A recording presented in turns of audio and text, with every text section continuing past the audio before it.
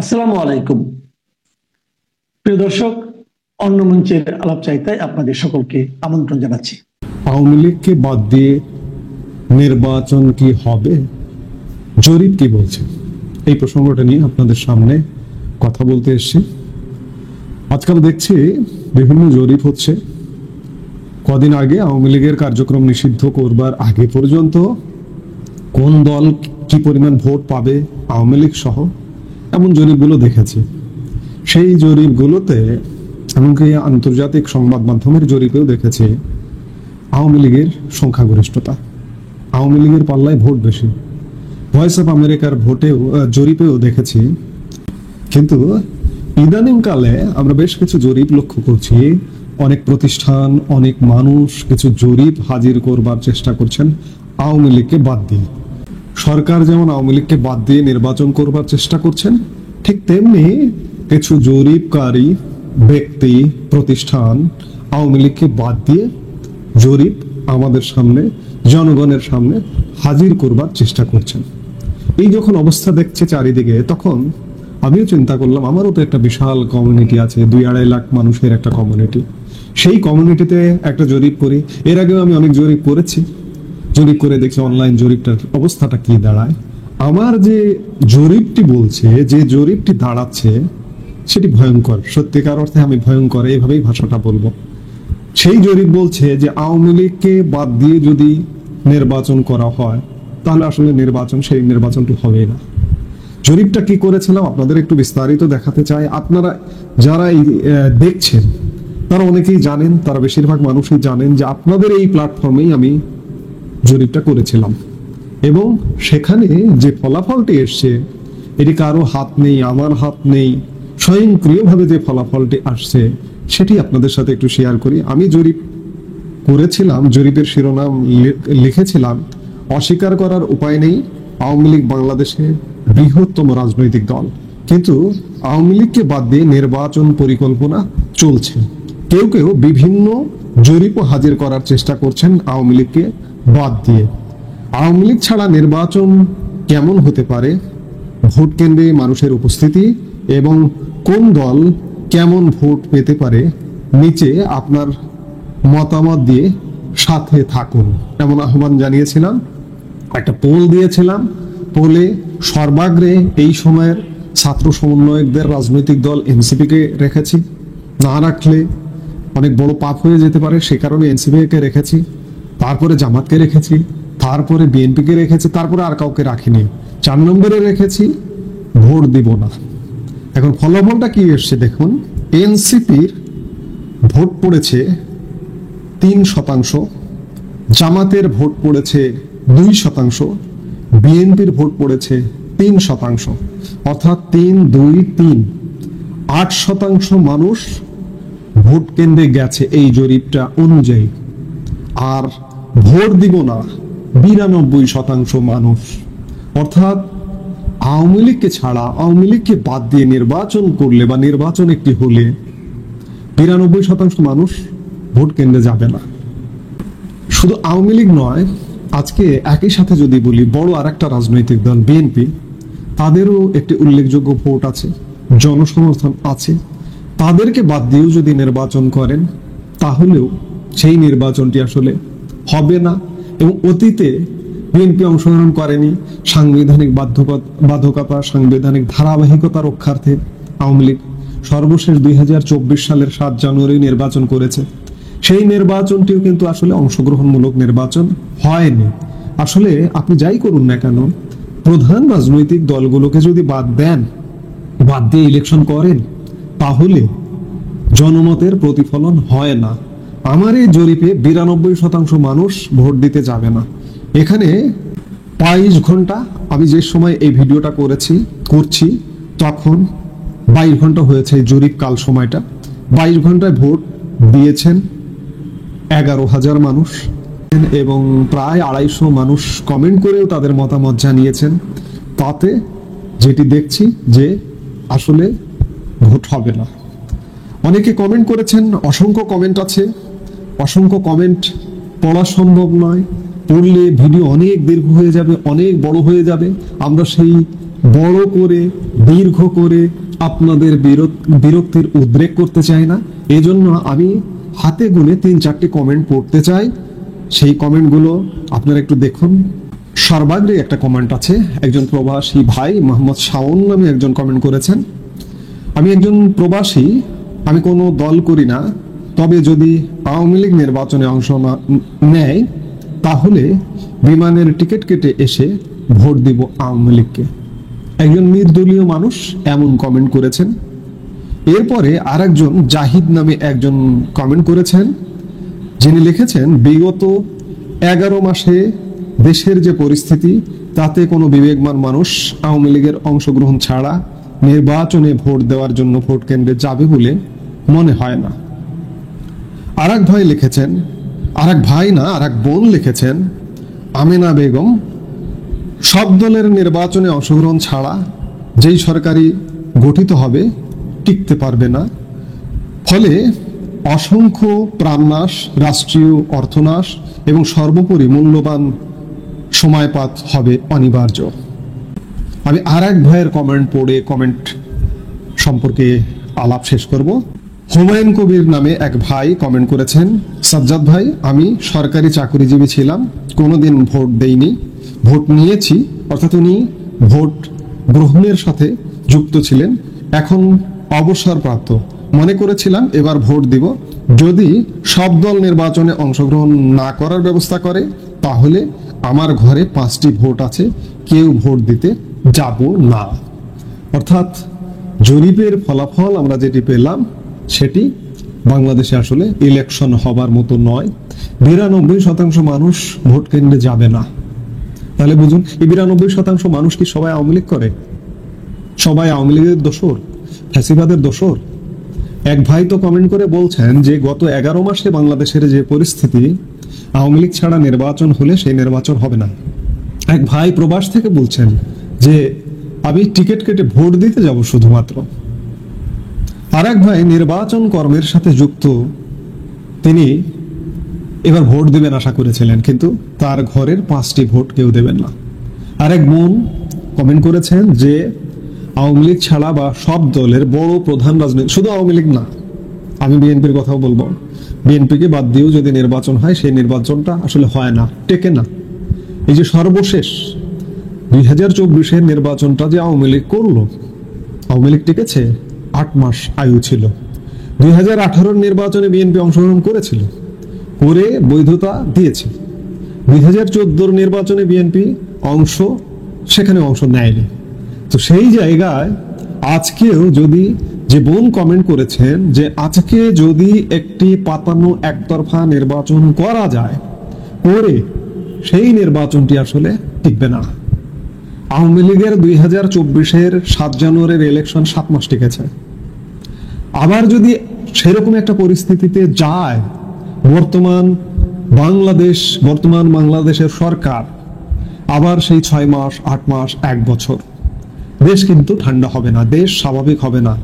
দেশ আজ থেকে 1 বছর আগের যে বাংলাদেশ ছিল, 2024-এর জুন জুলাই মাসেও যে বাংলাদেশ ছিল বা তার আগে যে বাংলাদেশ ছিল, সেই বাংলাদেশে আমরা সহসা ফিরতে পারবো না। ফেরার একমাত্র উপায় সব দলের অংশগ্রহণে অবাধ, নিরপেক্ষ এবং সর্বজন গ্রহণযোগ্য একটি নির্বাচন, সারা পৃথিবীতে একটি গ্রহণযোগ্য নির্বাচনের মাধ্যমে আমরা সবাই মিলে যদি একটি সরকারকে রাষ্ট্রীয় ক্ষমতায় বসায় এবং সেই সরকারটিকে আমরা যদি দল মতের ঊর্ধ্বে উঠে সবাই মিলে সহযোগিতা করি, তাহলেই বাংলাদেশের আজকের যে অস্থির পরিস্থিতি সেটির বিনাশ হতে পারে।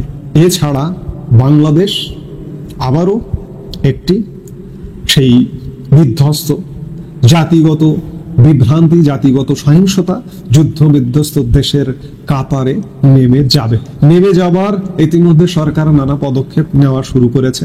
আপনারা জানেন যে গতকালকে উপদেষ্টা পরিষদের বৈঠকে জাতিসংঘের মানবাধিকার হাই কমিশন কার্যালয় বাংলাদেশে স্থাপন করাবার খসড়ায় উপদেষ্টা পরিষদ অনুমোদন দিয়েছে। এই জাতিসংঘ মানবাধিকার হাই কমিশনের কার্যালয় বিশ্বের 18টি দরিদ্র এবং যুদ্ধ বিধ্বস্ত জাতিগত সহিংসতাপূর্ণ দেশে আছে। বর্তমান অন্তর্বর্তীকালীন সরকার হয়তো মনে করছে যে বাংলাদেশকে সেই ব্লকেই ঢুকিয়ে দেওয়ার কারণে এমন একটি কার্যালয় আনবো, এরপরে জাতিসংঘ শান্তিরক্ষী মিশন আসবে। অবস্থাটা কিন্তু সেই রকমই। আজকে যদি আমরা একটা গ্রহণযোগ্য নির্বাচন না করতে পারি, তাহলে আমরা আফ্রিকার অনেক দেশ কিংবা উত্তর আমেরিকার অনেক দেশ, এশিয়ার দুই একটি দেশকে আমরা যেভাবে তাকাই, সংঘর্ষ পীড়িত, যুদ্ধ পীড়িত, জাতিগত বিভেদ পীড়িত সেই দেশগুলোর ব্লকে ঢুকে যাব। কাজেই আওয়ামী লীগকে বাদ দিয়ে কোনো নির্বাচন আসলে সম্ভব না, হবে না, জরিপও এটাই বলছে। প্রিয় দর্শক, রাজনৈতিক সমীকরণ কখন কোন দিকে মোড় নেয় নিশ্চয়ই আমরা কেউ নিশ্চিত করে বলতে পারি না। এবং এই মুহূর্তে যে বড় রাজনৈতিক দলটি বিএনপি, তাকেও কি শেষমেশ অস্তিত্ব রক্ষার লড়াইয়ে নামতে হচ্ছে? এমন প্রশ্ন আমাদের অনেকের মধ্যে উঠতেই পারে।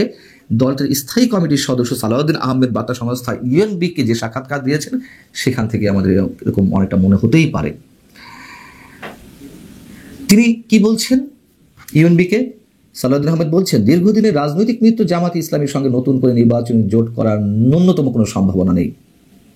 তবে তিনি ইঙ্গিত দিচ্ছেন, নির্বাচনের তফসিল ঘোষণা আগ পর্যন্ত নতুন যে দলটি কিংস পার্টি, এনসিপির সঙ্গে আলোচনার সুযোগ রয়েছে, সব ধরনের দরজা খোলা রয়েছে। সালাউদ্দিন আহমেদ বলছেন যে বিএনপি এখন মূলত যেসব রাজনৈতিক দলের সঙ্গে জোট ও সম্ভাব্য জাতীয় সরকার গঠনে মনোযোগী, যারা একযোগে চলমান আন্দোলন ও গণতান্ত্রিক সংগ্রামে অংশ নিচ্ছে, এবং এই মুহূর্তে এর বাইরে তারা অন্য কিছু আর ভাবছে না। তার মানে কি? তাহলে আমরা ধরে নিতে পারি যে এনসিপির সঙ্গে আলোচনার সুযোগ রয়েছে, জোট গঠনের সম্ভাবনা রয়েছে, জামাতের সঙ্গে তাদের জোট হচ্ছে না, এবং জামাত তো এখন তুমুলভাবে তাদের বিরোধী।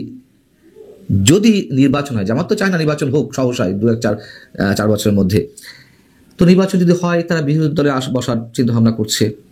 এদিকে জামাত বা এনসিপির পক্ষ থেকে এরা আগে তারেক রহমানের কাছে প্রস্তাব গিয়েছিল আসন ভাগাভাগি, তিনি প্রস্তাব নাকচ করেছিলেন। এরকম একটি তথ্য আমি আপনাদেরকে জানিয়েছিলাম আরও 5-6 মাস আগে। তখন যদিও তারেক রহমান ফিরিয়ে দিয়েছিলেন, কিন্তু এখন তাকে ভাবতে হচ্ছে জোট করার। এবং যেহেতু জামাতে ইসলামী নেই, থাকছে না, অন্যান্য ইসলামী দলগুলো না থাকার সম্ভাবনা খুব বেশি। হেফাজতে ইসলামের বা তাদের যে রাজনৈতিক দল, এক অর্থে বলা যেতে পারে খেলাফত মজলিস, এরকম কয়েকটি ছাড়া অন্য রাজনৈতিক দলগুলো, ইসলামপন্থী রাজনৈতিক দলগুলো বিএনপির সঙ্গে আসবে না, তার মোটামুটি ভালো একটা সিমটম আমরা পেয়েছি। যেমন ইসলামী আন্দোলন বা চরমোনাই পীরের যে দল, তাদের পক্ষ থেকে তারেক রহমান সম্পর্কে কী ধরনের ভয়ঙ্কর মন্তব্য করা হয়েছে আমরা জানি। তুমুল বিরোধিতা করা হচ্ছে বিএনপির। সেই জায়গা থেকে এনসিপির সঙ্গে জোট গঠনের সম্ভাবনা রয়েছে। প্রশ্ন হচ্ছে যে প্রধানতম রাজনৈতিক দলটি এই মুহূর্তে অনেক বড় একটি রাজনৈতিক দল, তার অবস্থা কি ক্রমান্বয়ে এতটাই সঙ্গীন, এতটাই করুণ হচ্ছে যে তাকে এনসিপির মতো দলের সঙ্গে জোট গঠনের চিন্তাভাবনা এই মুহূর্তে করতে হচ্ছে? এবং এনসিপির সঙ্গে জোট বেঁধে তার লাভটা কি? কেন এনসিপিকে নিয়ে শেষমেশ ভাবতে হচ্ছে? সেই বিষয়ে দুটি কারণ থাকতে পারে, আমি আসছি সেই বিষয়ে। তার আগে আরও একটু মনে করিয়ে দিই যে এই মুহূর্তে বিএনপির তো যদি নির্বাচন হয় এককভাবে ক্ষমতায় যাওয়ার সম্ভাবনা এখনো পর্যন্ত যথেষ্ট পরিমাণ রয়েছে। 5 আগস্টের পরে যদি কোনো নির্বাচন হতো 3 মাসের মধ্যে, অবশ্যই বিএনপি 200 থেকে 230, 40, 50টা আসন পেত। অস্বাভাবিক ছিল না। এখন নির্বাচন হলে কি সেটি হবে? নিশ্চয় না। বাস্তবতা হচ্ছে দিনে দিনে বিএনপির জনপ্রিয়তা কমছে, এবং সেই জনপ্রিয়তাগুলো আওয়ামী লীগের দিকে হাওয়া নিয়ে যাচ্ছে। কেন কমছে আমরা সবাই জানি। তৃণমূল পর্যায়ে বিএনপি নেতাকর্মীদের চাঁদাবাজি, দখলবাজি, সন্ত্রাসী কর্মকাণ্ড, নিশ্চয়ই বিএনপিকে নিয়ে মানুষ যা ভেবেছিল ক্ষমতায় আসা আগেই সেই মোহভঙ্গ এর মধ্যে হতে শুরু করেছে। তারপরও এই মুহূর্তেও নির্বাচন হলে বিএনপি এককভাবে ক্ষমতায় যাওয়ার যোগ্যতা রাখে বা ক্ষমতা রাখে। তাহলে প্রশ্ন, কেন এনসিপিকে নিয়ে ভাবতে হচ্ছে? এ কারণেই ভাবতে হচ্ছে আমার মতে, নির্বাচন না হওয়া নিয়ে মানুষের মধ্যে একটা ধারণা প্রতিষ্ঠিত হয়েছে। নির্বাচন অনুষ্ঠান নিয়ে যথেষ্ট পরিমাণ সন্দেহ, সংশয় তীব্র থেকে আরো তীব্রতর হচ্ছে। এর কারণ মূলত জামাত এবং এনসিপি। তারা তো নির্বাচন হতে দিতে চাইছে না। যতই বলুক নতুন রাজনৈতিক বন্দোবস্ত তারা করতে চায়, এই সমস্যা সেই সমস্যা, সব ভাওতাবাজি, সবই হচ্ছে ক্ষমতা কেন্দ্রিক রাজনীতির অংশ। এবং তারা নির্বাচন না করেই ক্ষমতার স্বাদ লাভ করছে। এখন যদি এনসিপিকে জোট সঙ্গী করে তাদের বিশেষ কয়েকটি আসন, সেটি হতে পারে 30, 40, 50টি, এরকম কয়েকটি আসন ছেড়ে দিয়ে যদি নির্বাচনটা নিশ্চিত করা যায়, বিএনপি মনে করছে সেটাই ভালো, সেটাই উত্তম। আরেকটি হিসেব হতে পারে, বিএনপি হয়তো ধরে নিয়েছে রাজনৈতিক সমীকরণ কোন দিকে যেতে পারে তার কোনো নিশ্চয়তা যেহেতু নেই, শেষমেশ হয়তো আওয়ামী লীগকে নিয়েই নির্বাচন অনুষ্ঠান করা লাগতে পারে। তো আওয়ামী লীগ যদি আসে, বিএনপি জনপ্রিয়তা যেভাবে কমছে, সেই জায়গা থেকে কিছু ভোট নিজেদের ব্যাংকে নিয়ে এসে আসন ওয়ারি চিন্তা ভাবনা থাকতে পারে জিতে যাওয়ার। যেমন জামাতে ইসলামীর সঙ্গে যখন জোট করেছিল 2001 সালে, জামাতের ভোট কত ছিল? মাত্র 4%, 5%। তারপরও ভিন্ন একটা কৌশলের মাধ্যমে আসন ওয়ারি তারা তো 216টা বা এর ধরনের একটা আসন পেল, এরকম একটা সংখ্যায়। এবং ওই সময় দেখা গিয়েছিল যে 4 দলীয় জোট মিলে যে ভোট তারা পাচ্ছে, আমার যদি খুব ভুল না হয়ে থাকে তাহলে বলতে পারি, তার চেয়ে বেশি পেয়েছিল আওয়ামী লীগ, কিন্তু আসনের দিক থেকে ধরা খেয়ে গিয়েছিল। সেই হিসেবটা বিএনপি থাকতে পারে। কিন্তু প্রথমেই বলছে যে বিএনপির অবস্থা ক্রমান্বয়ে এতই করুণ হচ্ছে। কেন করুণ হচ্ছে? কেন বিএনপি নির্বাচনটা আদায় করতে পারলো না তারা এককভাবে ক্ষমতায় যাওয়ার জন্য? তাদের কৌশলে অনেক ভুল রয়েছে, বারবার ফাঁদে পা দিচ্ছে, এবং এই কথাগুলো আমরা ক্রমান্বয়ে ক্রমশ সবসময় বলে আসছি। এবং তারা যে বিপদগ্রস্ত সেটা দিনে দিনে অনেকখানি নিশ্চিত হচ্ছে। সালাউদ্দিন আহমেদ সমস্যার বিষয়ে একটি চমৎকার মন্তব্য করেছেন, যদি এই ধরনের মন্তব্য তারা বেশ কিছুদিন ধরে করে আসছে। তিনি বলেছেন, জাতীয় ঐকমত্য কমিশনের যে আলোচনা, এটা একেবারে অপ্রয়োজনীয়ভাবে দীর্ঘ করা হচ্ছে। যুক্তিসঙ্গত সময়ের মধ্যে এটি শেষ করা উচিত। বাস্তবতা এটাই যে এই সমস্যা নাটক চলছে, এটা সেফ মানুষের সঙ্গে প্রতারণা করা হচ্ছে সময় ক্ষেপণের জন্য। এর বাইরে তো কত ধরনের কথিত সমস্যা হয়ে যাচ্ছে। সরকার নিজের মতো করে নানান সিদ্ধান্ত নিচ্ছে। এইসব সিদ্ধান্ত নেওয়ার জন্য কি সেগুলো সংস্কারের মধ্যে ফেলা হয়েছিল? নিশ্চয়ই না, করে যাচ্ছে একের পর এক। সবশেষে আর একটা কথা বলি, তত্ত্বাবধায়ক সরকার সম্পর্কেও সালাউদ্দিন আহমেদ আবার একটি ইঙ্গিত দিয়েছেন। তিনি বলছেন, তত্ত্বাবধায়ক সরকার পদ্ধতি কার্যকরভাবে পুনঃপ্রতিষ্ঠিত হয়েছে, এখন শুধু সুপ্রিম কোর্টের রিভিউ রায়ের অপেক্ষা। আমরা আশাবাদী যে আপিল বিভাগ রিভিউ আবেদনের পক্ষে ইতিবাচক রায় দেবে। এবং পরবর্তীতে বলছেন, বাংলাদেশের জনগণ একটি নিরপেক্ষ তত্ত্বাবধায়ক সরকারের অধীনে জাতীয় নির্বাচন চায়। তার মানে কি ডক্টর মোহাম্মদ ইউনূস সরকারের অধীনে বিএনপি আসলে নির্বাচন চায় না? তারা বুঝেই গেছে ডক্টর মোহাম্মদ ইউনূস সরকার নির্বাচন দেবে না, বুঝেও তারা নানান সময় নানান ধরনের ট্রাপে পা দিচ্ছে।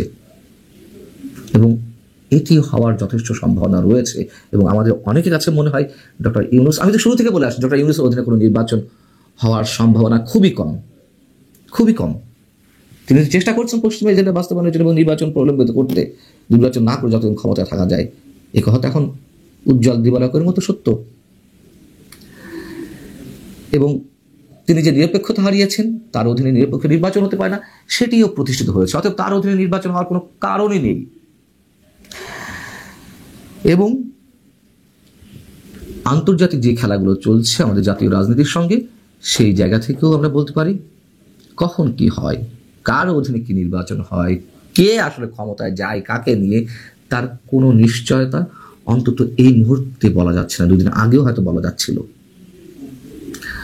ভালো থাকুন সবাই।